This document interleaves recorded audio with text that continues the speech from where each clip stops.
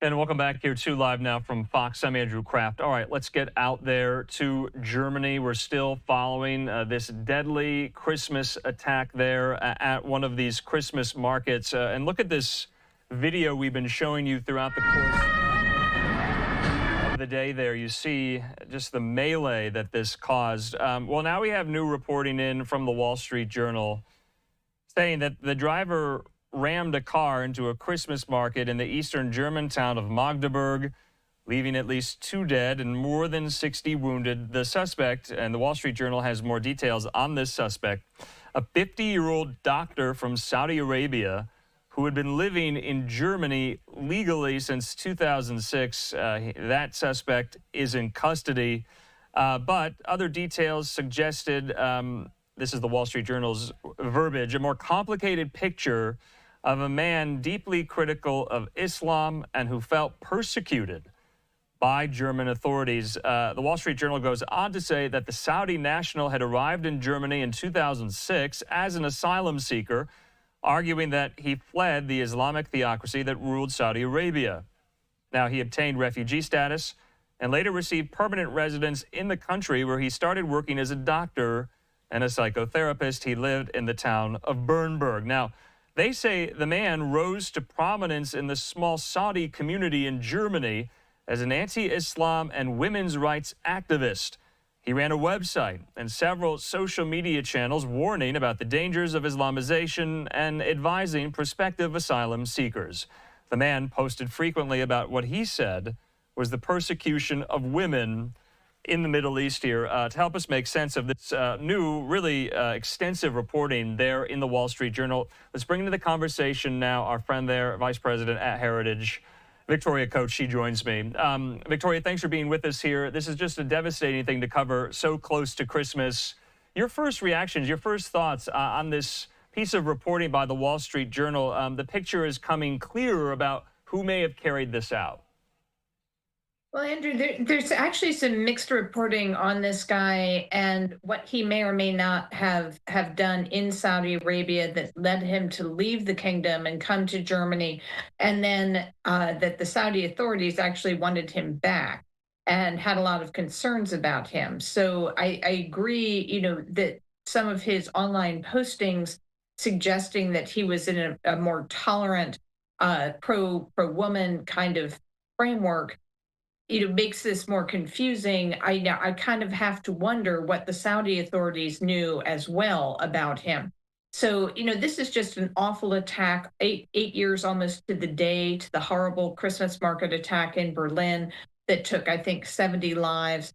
It's just an awful example of the terrorist threat that still is strong in Europe and here in the United States. Yeah, Victoria, let's talk about German politics, too. I'm sure you've been following what occurred there last week with the German parliament. The chancellor there, Olaf Scholz, he lost a vote of no confidence, and so presumably elections will take place sometime in the early new year, and there will be a new German chancellor, and this party known as AfD is rising there in Germany. I also have some reporting from the Wall Street Journal saying that this suspect had shared pro-Israel content since the October 7th attack, as well as support for Germany's AfD party. The Wall Street Journal describes it as an anti-immigration party. What do you make of that? Is this intertwined with what's going on in German politics, or is it still too early to tell? I don't want to make links that aren't there. No, that's the thing the early reports are almost always wrong, and you're absolutely correct. We've got a lot of governments in peril in Europe. We have the French government, we have the German government. Obviously, over on this side of the pond, we have a lot of upheaval in Canada, and we've had the new American elections. So we're looking at a whole new crop of leaders who may be running these countries. And I think maybe the broader point to take today is that the immigration history for all of these European and North American countries needs to be cast into question. And we need to make sure these people are who they say they are. And the more I learn about the Saudi national, the more sort of concerned I am. It just seems like such a conflicting identity on both sides of the aisle. and why somebody who was pro-Israel and it would be ramming a car into a Christmas market like this just makes no sense. So I think we do need to wait and see on that along those lines. But I think broader concerns about immigration are driving a lot of this political unrest. Unfortunately, I've covered so many of these incidents where, the attacker, the suspect, uses death by vehicle, so to speak. That was what you referenced there back in 2016 in Berlin, that car ramming attack that killed 13 at that Christmas market there. But isn't the first question that investigators ask a suspect, the suspect is alive and we're told has been detained for questioning, isn't the first question they look for or they go through is whether or not they've spoken with him before, whether or not they know him? Oh no, exactly. Is this somebody who has a long history? Is this someone who has attempted attacks before? And what I've been thinking about tonight are the attacks we know that have been plotted in the United States over the last couple of months. We had the Afghan national who was planning an attack on Election Day. We just had a George Mason student scooped up of Egyptian nationality who was plotting a massive attack on the Israeli UN consulate Yeah. in New York. This is just a broader problem, and if law enforcement are aware of these people and can pick them up, hopefully they can preempt these kinds of attacks.